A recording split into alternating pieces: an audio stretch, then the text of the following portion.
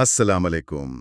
آج ہم قرآن کریم کی ایک بہت اہم سورت التغابن، اس کی ابتدائی کچھ آیات یعنی پہلی 18 آیات کا ایک گہرائی میں جائزہ لینے کی کوشش کریں گے۔ وعلیکم السلام۔ جی بالکل، اور ہمارا مقصد یہی ہے کہ ان آیات میں جو اللہ تعالیٰ نے بنیادی پیغام دیا ہے، جو موضوعات بیان کیے ہیں، ان کو سمجھ سکیں۔ تو اس گفتگو میں ہم کن چیزوں پر غور کریں گے؟ اللہ کی حاکمیت کا تصور ہے، کائنات اور انسان کی تخلیق کا مقصد۔ جی، اور پھر انسان کا اپنا کردار، یعنی ایمان لانا یا انکار کرنا، اس کا اختیار۔ اور قیامت کا ایک خاص پہلو جسے یوم التغابن کہا گیا ہے، اس پر بھی بات ہوگی۔ اور یقیناً زندگی کی آزمائشیں اور اہل ایمان کے لیے کیا رہنمائی ہے۔ ہاں، یہ سب نکات اہم ہیں، تو آئیے اس کا تفصیلی جائزہ لیتے ہیں۔ ضرور۔ سورت شروع ہی ہوتی ہے اس ذکر سے کہ کائنات کی ہر چیز اللہ کی تسبیح کر رہی ہے، مطلب ہر شے گواہی دے رہی ہے کہ بادشاہی اسی کی ہے، تعریف اسی کی ہے۔ بالکل۔ یسبح للہ ما فی السماوات وما فی الارض لہ الملک ولہ الحمد وہو علی کل شیء قدیر۔ یہ ایک بہت جامع تصویر ہے۔ جی ہاں، کہ کائنات کوئی بے ترتیب چیز نہیں، بلکہ ایک منظم نظام ہے جس کا ایک مالک ہے، بادشاہ ہے۔ اور صرف مالک نہیں بلکہ تعریف کے لائق بھی وہی ہے۔ اور پھر فوراً یہ کہ وہ ہر چیز پر قدرت رکھتا ہے، قدیر ہے۔ یہ اس کی مطلق طاقت اور اختیار کو ظاہر کرتا ہے۔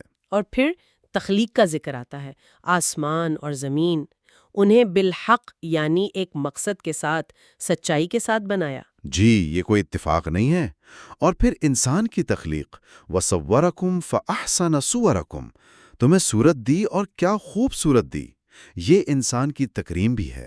اور پھر یہ یاد دہانی کہ جانا کہاں ہے، وَإِلَيْهِ الْمَصِيرُ، اسی کی طرف لوٹ کر جانا ہے۔ تو گویا زندگی کا پورا دائرہ مکمل ہو جاتا ہے۔ ابتدا، تخلیق کا مقصد اور انجام سب اللہ کے ہاتھ میں ہے۔ یہ تو ہوئی قدرت اور تخلیق کی بات۔ اس کے ساتھ ہی اللہ کے علم کا ذکر بھی بہت نمایاں ہے۔ آیت 4 میں جی، یعلم ما فی السماوات والارض ویعلم ما تسرون وما تعلنون، وہ جانتا ہے جو آسمانوں اور زمین میں ہے، اور جو تم چھپاتے ہو اور جو ظاہر کرتے ہو۔ یہاں تک کہ دلوں کے راز بھی، واللہ علیم بذات الصدور، یہ تو مطلب اتنا وسیع علم ہے کہ کوئی چیز باہر نہیں۔ بالکل، اور یہ صرف ظاہری اعمال کا علم نہیں، بلکہ نیتوں اور دلوں کے بھیدوں تک کا علم ہے۔ اور پھر دیکھیں سورت کے آخر میں آیت 18 میں پھر ان صفات کا اعادہ ہے ایک طرح سے۔ ہاں، وہاں فرمایا عالم الغیبی والشہادہ، غائب اور حاضر سب کا جاننے والا۔ اور ساتھ میں العزیز، زبردست، غالب، الحکیم، حکمت والا۔ تو یہ علم، قدرت اور حکمت، یہ صفات مل کر اللہ کی وہ تصویر مکمل کرتی ہیں جس پر یہ پوری صورت مبنی ہے۔ صحیح، تو یہ کائنات، اس کا خالق، اس کی قدرت، اس کا علم، اب اس منظر نامے میں انسان کہاں ہے؟ آیت 2 اسی طرف آتی ہے نا؟ جی، هو الذی خلقکم فمنکم کافر ومنکم مؤمن، وہی ہے جس نے تمہیں پیدا کیا، پھر تم میں سے کوئی کافر ہے اور کوئی مومن۔ تو یہ ایک بنیادی تقسیم ہے، انتخاب کا معاملہ لگتا ہے یہ۔ بالکل، یہ انسان کو اختیار دیا گیا ہے اور اسی لیے وہ ذمہ دار ہے۔ اور آیت کے آخر میں کیا ہے؟ واللہ بما تعملون بصیر، اللہ دیکھ رہا ہے جو تم کر رہے ہو۔ تو یہ انتخاب بے معنی نہیں، اس پر نظر رکھی جا رہی ہے۔ اور اس انتخاب کے نتائج بھی ہیں، اسی لیے شاید اگلی آیات میں پچھلی قوموں کا ذکر کیا گیا، آیت 5 میں۔ جی ہاں، آیت 5 اور 6 ان قوموں کا ذکر جنہوں نے کفر کا راستہ اپنایا تھا۔ ان کے پاس رسول آئے، واضح نشانیاں، بینات لے کر، لیکن انہوں نے مانا نہیں۔ انہوں نے نہیں مانا، اور ان کے انکار کی ایک وجہ آیت 6 میں بتائی، اب بشر یہدوننا، کیا ایک انسان ہمیں ہدایت دے گا؟ انہوں نے بشری رہنمائی کو کمتر سمجھا، تکبر تھا۔ اچھا، تو یہ وجہ بنی ان کے انکار کی۔ جی، انہوں نے انکار کیا، منہ موڑا، اور وہ سمجھ بیٹھے کہ انہیں اللہ کے پیغام کی کوئی ضرورت نہیں۔ وَاسْتَغْنَى اللَّهُ، اللہ سے بے نیازی کا اظہار کیا۔ لیکن اللہ تو ویسے ہی غنی ہے، بے نیاز ہے۔ وَاللَّهُ غَنِيٌّ حَمِيدٌ، وہ تو اپنی ذات میں قابل تعریف ہے۔ اور ان کے انکار کی ایک اور بڑی وجہ وہ آخرت کا انکار تھا، جیسا آیت 7 میں ہے۔ بالکل، زَعَمَ الَّذِينَ كَفَرُوا أَن لَّن يُبْعَثُوا، کافروں نے یہ دعویٰ کیا کہ وہ ہرگز دوبارہ نہیں اٹھائے جائیں گے۔ اور قرآن نے اس کا بڑا زوردار جواب دیا ہے۔ بہت زوردار۔ اللہ نے اپنے نبی سے فرمایا، قل بلا و ربی لتبعثن، کہہ دیجئے کیوں نہیں میرے رب کی قسم تم ضرور اٹھائے جاؤ گے۔ قسم کھا کے کہا گیا ہے۔ جی قسم کھا کر، اور صرف اٹھائے نہیں جاؤ گے، ثم لتنبؤن بما عملتم، پھر تمہیں لازماً بتایا جائے گا کہ تم کیا کرتے رہے ہو، اور یہ اللہ کے لیے بہت آسان ہے۔ وَذَلِكَ عَلَى اللَّهِ يَسِيرٌ، تو انکار کی کوئی گنجائش ہی نہیں چھوڑی۔ کوئی گنجائش نہیں۔ اور پھر آیت 10 میں اس انکار اور آیات کو جھٹلانے کا انجام بھی بتا دیا۔ اولئک اصحاب النار خالدین فیہا وبئس المصیر، یہی لوگ دوزخ والے ہیں، ہمیشہ اس میں رہیں گے، اور وہ بہت ہی برا ٹھکانہ ہے۔ تو یہ ایمان اور کفر کے راستوں کا ایک واضح نقشہ کھینچ دیا گیا ان کے انجام کے ساتھ۔ بالکل۔ اب آتے ہیں اس نام پر جس سے سورت کا نام ہے، التغابن۔ آیت 9 میں اس کا ذکر ہے، یوم یجمعوکم لیوم الجمع ذالک یوم التغابن۔ جی، وہ دن جب وہ تمہیں جمع ہونے کے دن اکٹھا کرے گا، وہی تغابن کا دن ہے۔ یوم الجمع تو سمجھ آتا ہے جمع ہونے کا دن، لیکن یہ یوم التغابن یہ کیا ہے؟ یہاں بات واقعی دلچسپ ہو جاتی ہے۔ جی، تغابن عربی میں غبن سے نکلا ہے۔ غبن کا مطلب ہوتا ہے کسی لین دین میں، کسی معاملے میں نقصان اٹھانا۔ یا بعض اوقات ایسا ہوتا ہے نا کہ آپ کوئی چیز خریدیں یا بیچیں اور بعد میں پتہ چلے کہ آپ گھاٹے میں رہے، آپ کو اصل قیمت نہیں ملی یا آپ سے زیادہ لے لیا گیا۔ اچھا، تو دھوکہ یا نقصان کا احساس؟ ہاں، نقصان کا احساس یا یہ پتہ چلنا کہ سودا ٹھیک نہیں ہوا۔ تو قیامت کے دن کو یوم التغابن اس لیے کہا گیا کہ اس دن سب پر یہ کھلے گا کہ اصل نفع کس نے کمایا اور اصل نقصان کس نے اٹھایا۔ تو یہ دنیاوی نفع نقصان کے پیمانوں سے بالکل الگ ہوگا۔ بالکل مختلف ہو سکتا ہے۔ دنیا میں جسے لوگ بہت کامیاب سمجھ رہے ہوں، وہاں وہ سب سے بڑے خسارے میں نکلے، اور جسے دنیا میں شاید کمزور یا ناکام سمجھا جا رہا ہو، وہ وہاں سب سے زیادہ فائدے میں ہوں۔ اچھا، اسی آیت 9 میں آگے فرمایا نا، وَمَن يُؤْمِن بِاللَّهِ وَيَعْمَلْ صَالِحًا يُكَفِّرْ عَنْهُ سَيِّئَاتِهِ وَيُدْخِلْهُ جَنَّاتٍ، جو اللہ پر ایمان لایا اور نیک عمل کیے، اللہ اس کے گناہ مٹا دے گا اور اسے جنتوں میں داخل کرے گا جن کے نیچے نہریں بہتی ہیں۔ اور یہ ہمیشہ کی جنتیں ہیں؟ جی، خالدین فیہا ابدا، ہمیشہ ہمیشہ کے لیے۔ ذالک الفوز العظیم، یہی ہے سب سے بڑی کامیابی۔ الفوز العظیم، عظیم کامیابی۔ گی، اور اس کے مقابلے میں کافر، جیسا آیت 10 میں آیا، وہ اصحاب النار ہوں گے، انہیں اپنا خسارہ، اپنا گھاٹا نظر آئے گا۔ تو یہ دن اصل قدر و قیمت کے ظاہر ہونے کا دن ہے۔ ہار جیت کا اصل فیصلہ اس دن ہوگا۔ یہ تو بہت گہرا نکتہ ہے۔ یہ سوچنے پر مجبور کرتا ہے کہ ہم اپنی زندگی میں کن چیزوں کو کامیابی یا ناکامی سمجھ رہے ہیں۔ بالکل۔ اچھا، یہ تو ہوا یوم التغابن اور انجام کا بیان۔ اب ان لوگوں کے لیے کیا رہنمائی ہے جو ایمان لائے ہیں، جو اس عظیم کامیابی کے خواہش مند ہیں؟ انہیں دنیا میں کیسے رہنا ہے؟ اس کے لیے بھی واضح ہدایات ہیں۔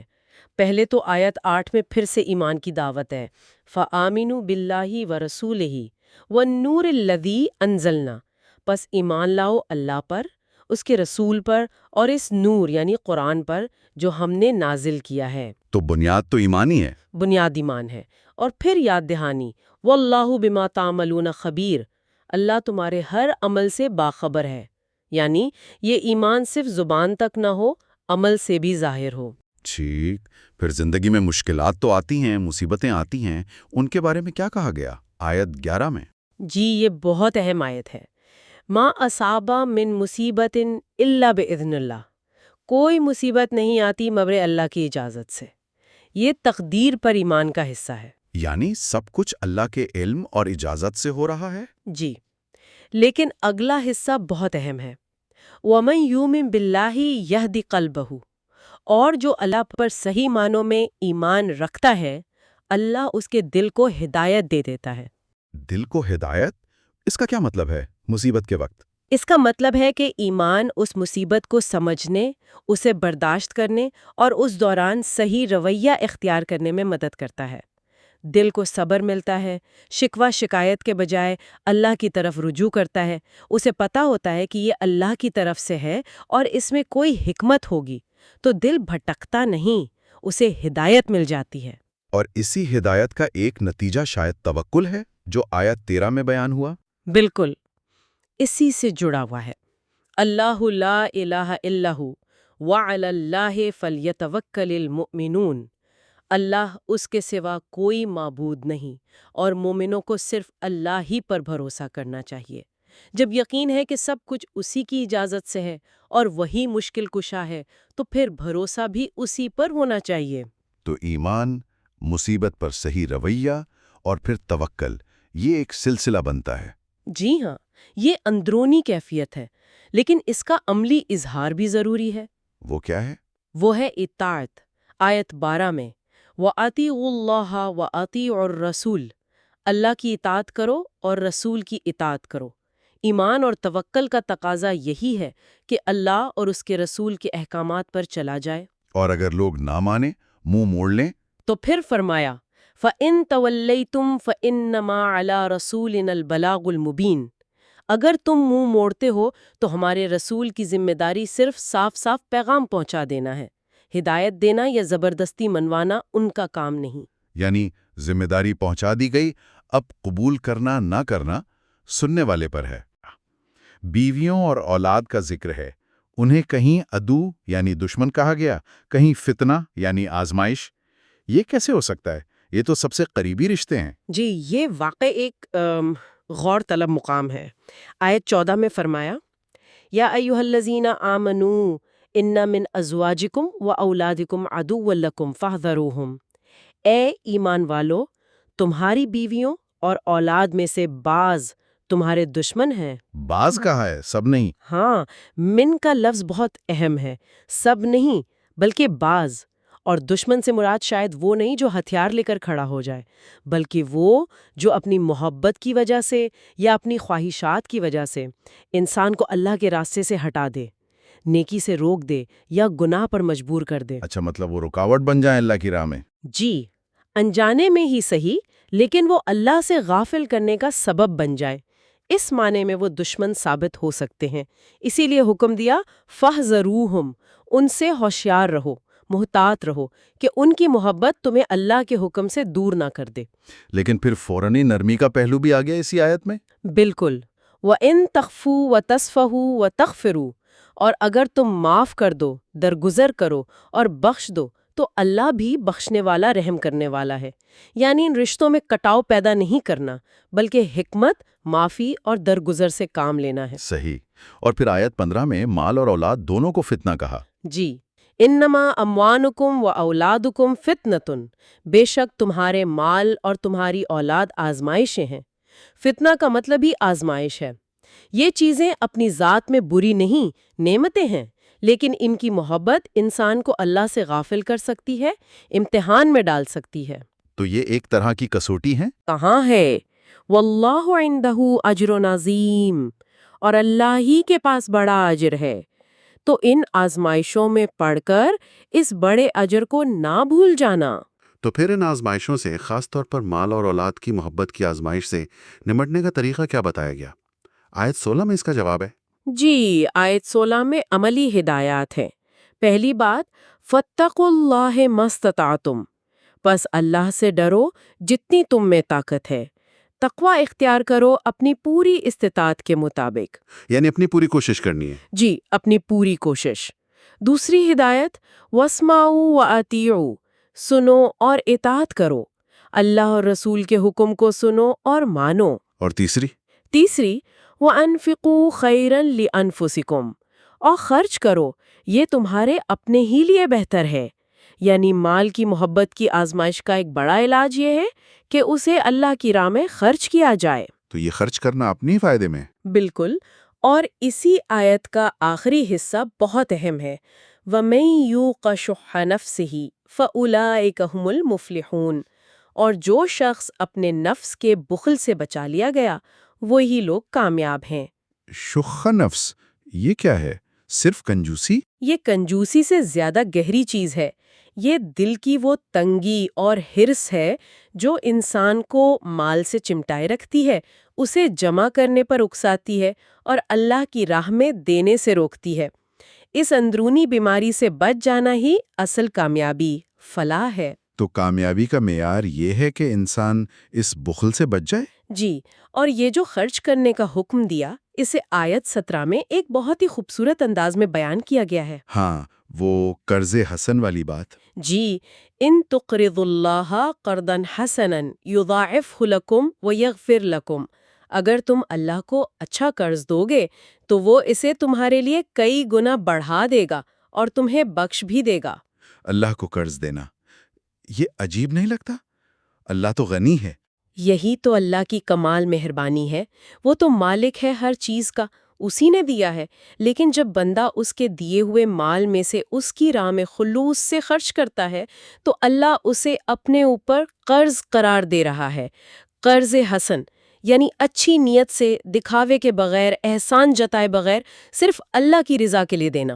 اور اس کا فائدہ کیا بتایا؟ 2 بڑے فائدے، یضاعف لکم، وہ اسے کئی گنا بڑھا دے گا، دنیا میں بھی برکت اور آخرت میں بے حساب اجر، اور دوسرا ویغفر لکم، اور تمہارے گناہوں کو بخش دے گا۔ گویا یہ خرچ کرنا صرف مال بڑھانے کا ذریعہ نہیں، گناہوں کی معافی کا بھی ذریعہ ہے۔ سبحان اللہ، یہ تو بہت بڑا سٹیمولس ہے خرچ کرنے کے لیے۔ یقیناً، اور آیت کے آخر میں اللہ کی 2 صفات دیکھیں، واللہ شکور حلیم، اللہ شکور ہے یعنی قدردان ہے، تھوڑے عمل کی بھی قدر کرتا ہے، اس پر بڑا اجر دیتا ہے، اور حلیم ہے، بردبار ہے، فوراً پکڑ نہیں کرتا، مہلت دیتا ہے، گناہوں کے باوجود نوازتا ہے۔ تو یہ صفات بندے کو اور امید دلاتی ہیں کہ اس کا خلوص رائے گا نہیں جائے گا۔ بالکل، وہ قدردان ہے، وہ جانتا ہے بندے کی نیت اور کوشش کو۔ تو اگر ہم اس ساری گفتگو کا خلاصہ کریں ان 18 آیات کا، تو ایک طرف اللہ کی عظمت، اس کی قدرت، اس کا علم، کائنات پر اس کی مکمل بادشاہت کا بیان ہے۔ جی، دوسری طرف انسان کو دیا گیا اختیار، ایمان لانے یا کفر کرنے کا، اور ان دونوں راستوں کے انجام، خاص طور پر یوم التغابن کے حوالے سے، جہاں اصل ہار جیت کا پتہ چلے گا۔ درست۔ اور پھر تیسرا، اہل ایمان کے لیے عملی رہنمائی کہ زندگی کی آزمائشوں، خاص طور پر مال اور اولاد کے فتنے کا مقابلہ کیسے کرنا ہے، تقوی، اطاعت، توکل، اور سب سے بڑھ کر اللہ کی راہ میں خرچ کرنا، بخل سے بچنا۔ بالکل صحیح سمٹایا آپ نے۔ یہ آیات ایک مکمل ورلڈ ویو پیش کرتی ہیں، ایک ایسا نقطۂ نظر دیتی ہیں جس میں اصل اہمیت کس چیز کی ہے، کامیابی کیا ہے، ناکامی کیا ہے۔ اور یہ معیار دنیاوی نہیں ہے۔ بالکل نہیں، تغابن کا لفظ ہی اس بات پر سوچنے کی دعوت دیتا ہے کہ کہیں ہم گھاٹے کا سودا تو نہیں کر رہے، کہیں ہم دنیا کی چند روزہ چمک دمک کے بدلے آخرت کی دائمی کامیابی تو نہیں کھو رہے۔ جی، یہ صورت بتاتی ہے کہ اصل نفع و نقصان کا تعلق اللہ کے ساتھ ہمارے تعلق، اس کی اطاعت اور آخرت کی تیاری سے ہے۔ یہ واقعی ایک گہری سوچ ہے، اور یہیں سے شاید ہمارے سننے والوں کے لیے ایک نقطہ نکلتا ہے جس پر وہ غور کر سکتے ہیں۔ جی ضرور۔ قرآن نے مال اور اولاد جیسی سب سے پیاری چیزوں کو فتنہ یعنی آزمائش کہا ہے۔ اس بات کو سمجھنا، اس حقیقت کو دل میں اتارنا کہ یہ محبتیں آزمائش بھی بن سکتی ہیں، یہ ہمارے روزمرہ کے رویوں کو کیسے بدل سکتا ہے، ہماری ترجیحات کو کیسے متاثر کر سکتا ہے، دنیاوی چیزوں سے ہماری وابستگی پر اس کا کیا اثر پڑ سکتا ہے، خاص طور پر جب ہمارا مقصد وہ چیز حاصل کرنا ہو جسے قرآن نے الفوز العظیم، عظیم کامیابی کہا ہے۔ یہ بہت اہم سوال ہے غور کرنے کے لیے کہ ان آزمائشوں کے درمیان رہتے ہوئے ہم اپنی نظر اس عظیم کامیابی پر کیسے مرکوز رکھ سکتے ہیں۔